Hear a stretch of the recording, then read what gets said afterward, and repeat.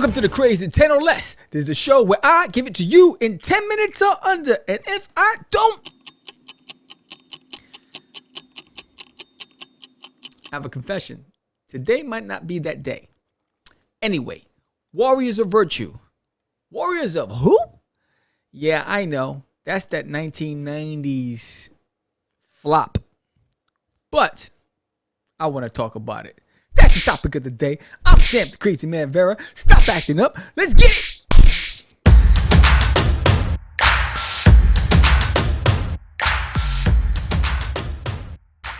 So, Warriors of Virtue. What is Warriors of Virtue? Warriors of Virtue was this film that came out in 1997.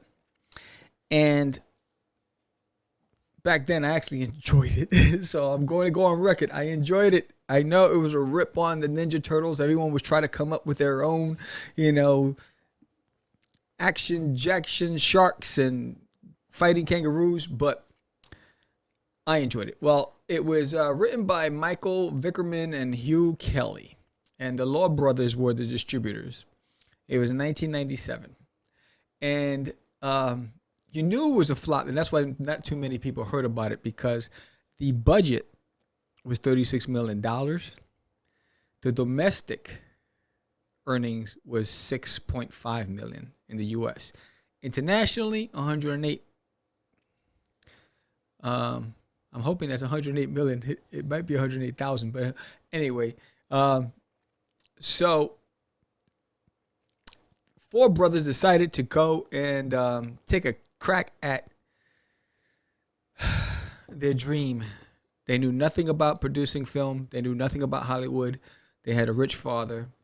They convinced him to invest. The father, his name is Joseph Law.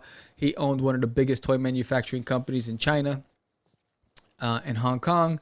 So he upfronted $20 million. The brothers came up with the other 16, and they invested in Warriors of Virtue. So what is that? So let's see. The plot says, Ryan Jeffers suffers a disability to his leg, prevented him from trying out sports and fitting in with the other kids at school. So you know how that is. If you have any slight imperfection, kids will be kids and they'll rip on you. If you have a lisp, it's over for you. If you have a stutter, if you have a hop in your step, if you walk on your toes, if you have pimples, kids are just mean. I know. I have several of those. So I had zits. I walked on my toes. I stuttered, and I paid a price for that stuff. So that's another story. But kids are mean. So that starts the plot, right? This kid just doesn't fit in. So one day, the owner of his favorite restaurant, his friend Ming, gives him a manuscript of Tao representing the 5 elements: earth, fire, water, wood, and metal. And he advises Ryan to live his life no matter his physical limitations. Great advice. We all say that, but it's harder when you're dealing with society because people are knuckleheads and they're just mean. So that night, Ryan and his best friend, Chucky, are approached by a kid named Brad. It's always Brad. Brad is always that jerk. I'm just telling you. Don't name your kids Brad, because Brad always becomes some sort of bully, some pompous, arrogant jerk. I don't know, but most of the movies I've seen, there's always a Brad that you just love to hate. So they lead him into a sewer plant, and they convince him that you have to get to the other side in order to join the team. It's almost like an initiation. Chucky recommends to Ryan, why don't we make it like Tom Cruise or whatever, ignoring him. So he goes and he falls in. And that's how he ends up into the world. And that's how he meets the Ruse. So why did I want to talk about this? Because I was in my basement. And, when I moved here, I have tons of action figures still in the original boxes, and I've never really unpacked any of them because I don't really have, even though I created the studio, I don't have the room. So what you see in here is probably about 20% of what I currently own, because 90% of my stuff's still in its original casing. I don't take them out. And so I ran across my Warriors of Virtue action figures. So here's one. So this is Master Chung. And what I love about this is that I got 3 for $10 back in the days. So anyway, so you are entitled so Master Chung is a powerful warrior and a wise sage. Taoian legend says Chung mysteriously emerged from a portal when Komodo began to strip the virtual life springs of the mysterious element, Zubrium. Against great odds, he protects the villages under attack. Chung never carries a weapon. Legend says his positive Kung energy is so strong, he can wield a blade of grass like an invisible sword. So, in here, what I like about this is the original casing. Still in it. It's dusty as heck, so my hands are getting filthy. There are currently here, from the bad guys, you got 1, 2, 3, 4, 5 bad guys. And then you got the Roos, the 5 Roos. There's 5 of them. And then you have 6 supporting characters. So that, 16 action figures altogether. So here is Master Chung. And I'm going to go into the box and pull them all out. I want to see if I have all of them. So I don't remember if I do or not. So this is a first for me. This is refreshing. And this is Alicia. Alicia is a beautiful golden-haired orphan raised by Master Chung. Alicia grew up headstrong and graceful, a formidable kung fu fighter herself. She dutifully assists Master Chung as he trained the warrior Roos. It was Alyssa who discovered Ryan in the forest and brought him to the village and Master Chung. Boom. So there she is. Still in her original box. So what do we have here? We have Komodo, one of the villains, right? So here's Komodo. Look at that. So I was probably the only kid impressed by Warriors of Virtue. So evil Komodo is a dangerous and violent outlaw who wreaked such havoc on the world of his birth that in one catastrophic explosion, a portal opened. The resulting vortex spewed him into the world of Tao, where he enslaved the inhabitants to serve his wicked nature. So there he is right there. Boom. I just love this. So what do we got? I got another villain. Oh, I got 2 guys here. Oh, I got to hold on. They is stuck. All right. So this is, who this? Dullard. Here he goes. Look at that. Beautiful. And Dullard and his disgusting partner, Mantos, are a deadly duo. Lieutenants of Komodo, they are his diabolical guard dogs. Born with the walls of Komodo, evil cast, both were raised to be engines of treachery. The font size on this is probably like 2, which is why I'm struggling to read it. Dullard is dangerously stupid. You gotta love those guys, right? It's always those big brutes, right? They're all muscle, but they're just no brain. And he is incapable of understanding fear or the difference between right and wrong. He takes great delight in terrifying his victims for his own pleasure. So here's another bad guy. This is the back of the card, so you can see. So I love that it has the character bios. It has You Are in Tao, the story. So I didn't even read you that story. It says, you are in Tao, a wonderful world of balance and harmony. But now Tao is dying, suffocating under the domination of the evil warlord Komodo. Yet there stands a final line of defense against the eternal darkness. To vanquish Komodo and to save Tao, Chung, the wise old sage, attempted a desperate strategy. He recruited 5 exceptional young warm bloods and trained them to harness the 5 forces of nature and to wield the power of the ancient virtues: benevolence, righteousness, order, wisdom, and loyalty. As Komodo begins his final terrible assault on the last life spring, he must face the combined might of the Warriors of Virtue. I love that. So, here. Oh, sucky now. I'm bringing out Chi. Chi is one of the Woos. Like Wu-Tang Clan. Wu-Tang. So Chi here is 5th in line. So His virtue of wisdom, the power of fire. Chi embodies the power of fire. He flings blazing arrows and pitches scorching fireballs at his enemies. Nimble and flexible, he is fast and as lightning in a whirlwind. Chi is the most clever of the Roos. He was a child prodigy with a photographic memory. His enthusiasm to learn and his eagerness to battle evil can also get him into trouble. Despite his wisdom, Chi borders on being recklessly curious. Still, his sharp wit and pyrotechnic skills make him the hot shot among the warriors.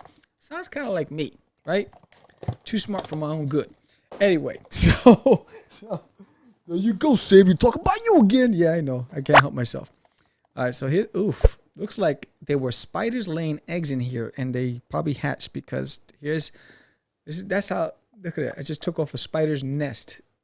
I don't know. They've been in this box for years. So this is Mudlap. You got that on right on the show. Spiders. Mudlap is a feisty con artist who is descended from an ancient race that once populated Tao, always out for himself. He leaps from one side of the battle for Tao to the other, depending on who seems to be paying. You know those guys. They're always on the block. He's like, yo, show me the money. And so, there's no loyalty there. So this is him.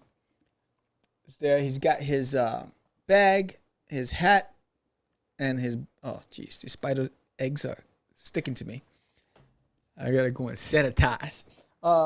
So then we have the main character, Ryan. So here's Ryan. Kind of looks like Elliot from E.T. Ryan Jeffries is a boy from the planet Earth who has fallen through a portal into the world of Tao.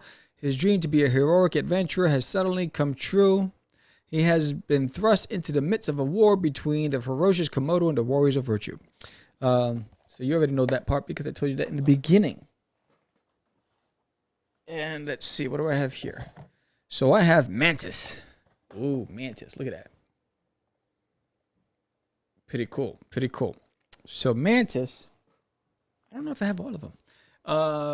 Mantis and his dastardly partner Dullard are a deadly duo, lieutenants of Komodo. You already know that. So he's the other brother. So there goes Mantis. Oh, here's two. Oh man, everything's sticking together. See, like friends, like birds of a feather. So this is Lai, and his virtue is integrity of wood. Lai embodies the integrity of wood. He is solid as a tree trunk. A master wood carver, Lai arms himself with a beautifully crafted wooden staff. He uses exceptionally strong footwork from double and triple roundhouse kicks to the unique shadowless kick. He anticipates the strategy of his foes and beats them at every punch. So there he goes right there. Look at that. It's beautiful. I'm having fun. I don't know about you. You might be saying, I don't know about no Warriors of Virtue, Sam. Come on. What happened to Power Rangers? Anyway, I don't want to talk about Power Rangers. Stop acting up. So here we have Mosley. And Mosley is a supporting character. And there he is. And Mosley looks like some sort of rhino slash... So Mosley, along with Wiley Beast, are the largest warm bloods left in the world of Tao. Their species are numerous.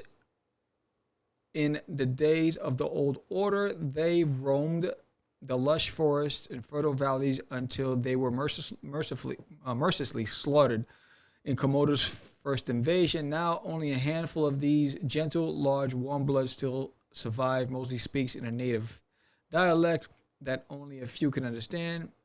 He is a fierce defender of the radius of green, making him a great ally to the Roos. Together with the Wiley Beast, they must decide whether to accept Ryan as the newcomer or not. Oh, those damn outsiders. So, yeah, so I have all the characters, except I don't have all the rules in this box. It's probably in another box. I know I have all the rules. So here we have Barbaroscius. The name itself is crazy. So here's Barbaroscius. And Barbaroscius is the most mysterious and deadly assassin in Komodo's service. She is invincible until the moment she attacks. Instantly, she traps and poisons her victims with sharp, venomous claws, draining them of life. Few have survived to witness an attack by the lethal Barbaroscius. Those who have say she has a dark, hypnotic beauty that ensnares her victim, leaving them helpless in her grasp. Yeah, we've heard that story before, right? Look at them just piling them up. So here we have Wiley Beast, or Wiley Beast. And look at that. Boom. That's Wiley Beast. And he's another supporting character. Wiley Beast, along with Mosley, are the largest warm bloods, blah, blah, blah. Their species, but yeah, okay. Same thing. Gave the same speech. And then here we have Grilo, another villain. So the rest of the woos, the roos, are probably downstairs. Somewhere ensnared in more spiders' nests.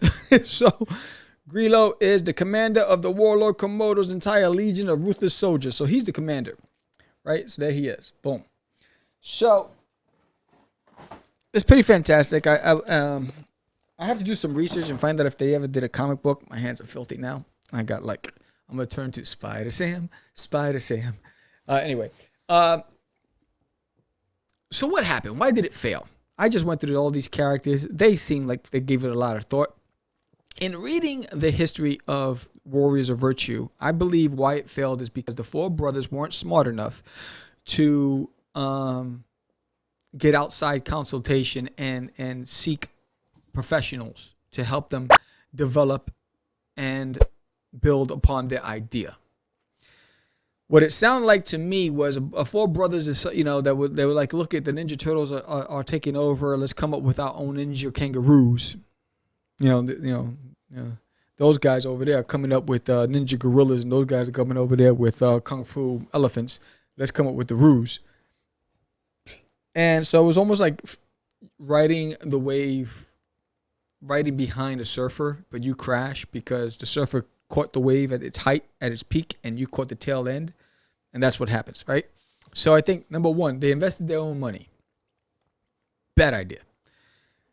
If the property was good enough, and if they spent the time developing it and pitching it, the goal is to get a production house to make that investment. So $20 million from their father's hard-earned money out the door. $16 million that they raised that they did on their own out the door.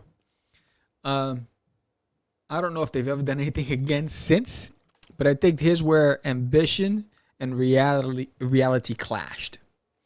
This is where you have to know your place in the scheme of things. Everybody wants to be the creator of their own empire, but you don't have all the skills and tools and knowledge to be able to do so. So you have to rely on the expertise of others, right? So for instance, if you're a writer, you have to find an illustrator to do your comic book because you can't illustrate it yourself. You might be a novice illustrator and say, I'm going to do it myself, but you're going to crash and burn. So you might have a good story, but because you attempted to draw it when you weren't an artist by nature, the artwork can turn people off and not even give you a second look. That's just a small example. When you're going into an industry where it's dominated by the big dogs, it is in your best interest to find the right management company because they've worked with the entire family. So they had family members that were helping run this stuff. And I think you need to go outside of your comfort zone and trust, look at people's history, their resumes, their bodies of work, and who they've represented, and then find the right people to help you develop this. So, there can only be one Walking Dead. There can only be one Ninja Turtles, right? You have to find your own lane, but also network and build a community of influencers that's going to help mold and shape you and your brand to get to where you want to go. So, Warriors of Virtue might not have been a domestic success, but I was a fan. And I enjoyed it for what it was. It's not the greatest movie ever. It was fun to watch. It was so much fun that I decided to pick up the action figures and have them. Probably the only person in the U.S. that has them. Anyway, that was the topic of the day. If you get a chance, check out our Kickstarter. We're down to, as of today, we're down to 12 days left. And we need your support. We want to get to 50 backers. We are so excited that we made our goal in 4 days. But we want it to get into as many hands as possible. That means more work for us on the back end, packing all that stuff. I really don't care. I enjoy that stuff because I know that someone's going to read it and hopefully enjoy it. So if you get a chance, check out our Kickstarter. Pledge today. Support Cast the Crazies. I'm not crazy enough to think I'm going to make my own movie. I want to make just a good comic book. So I can't do that without you. So help us catch the Crazies. Thank you so much. That's the topic of the day. I'm Sam the Crazy Man Vera. You have a blessed day. Peace.